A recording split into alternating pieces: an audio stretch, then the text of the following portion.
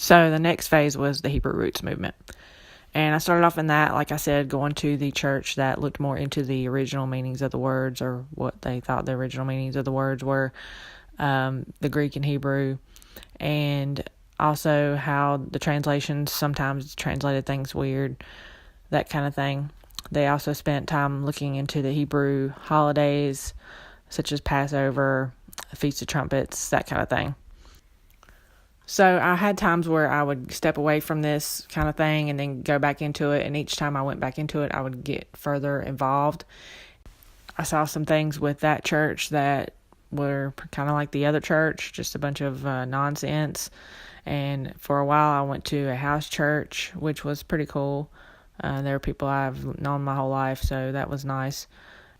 Later on, I moved away, and I didn't know anyone in the new area that practiced the same kind of beliefs. I reached out to a couple places, but never really got involved with them. So I mostly just did stuff on my own, researched and studied. And, I wasn't like really committed to it at times. It was a going back and forth kind of deal. And then probably around the 2016 election, I got really freaked out because of all the stuff going on. And that kind of catapulted me back into religion. So then I started finding some online groups that I would work with and study, and that phase was probably more called Torah keeping or something to that effect. There was also kind of the sacred namer aspect of it too, and some of these things kind of went into the next phase.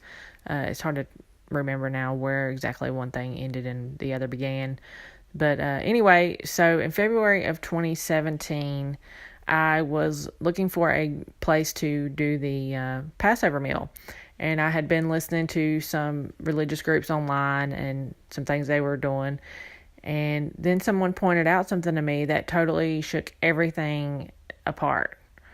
And that thing was the passage in Jeremiah where it talks about God never commanding sacrifices. And if in some of the Bibles there's a word added that says God did not only command sacrifices, but according to the Hebrew, that word only was not there. That was added in. And so that led me down a whole nother rabbit hole of researching problems with the scriptures. I began to study some of the early Christian groups, the history of the church, that kind of thing, the Ebionite movement. That's the next phase, was basically the Ebionite movement, which they believed that the Bible was not completely accurate and it had been tampered with. They were vegetarians. They did not believe in animal sacrifice. So I was involved in this group for a while, and it was the people that originally showed me the reference in Jeremiah. I got pretty close to those people, and we talked a lot. I'm grateful for everything they taught me and the fact that they led me out of a bunch of bullshit. But then I started noticing things that were problems in that group as well, things that didn't add up, that people just not being honest with themselves or each other. More of the religious mindset of, you have to do everything like we do, or you're not part of the group. You have to think like us, blah, blah, blah. More bullshit. So I stepped out of that group as well.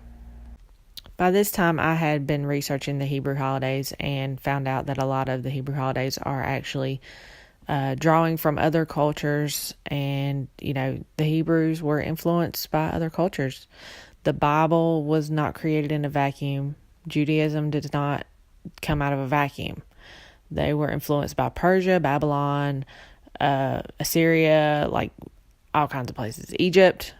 So the more you look into it, the more you realize that it's not some pure thing that's been handed down exactly as they claim it has. Finding information about the pagan roots of the Hebrew holidays is a little more challenging than the Christian holidays, but by now it's probably easier than it was when I was first looking into it. So that's the really, really short version of how I came out of the Hebrew Roots movement.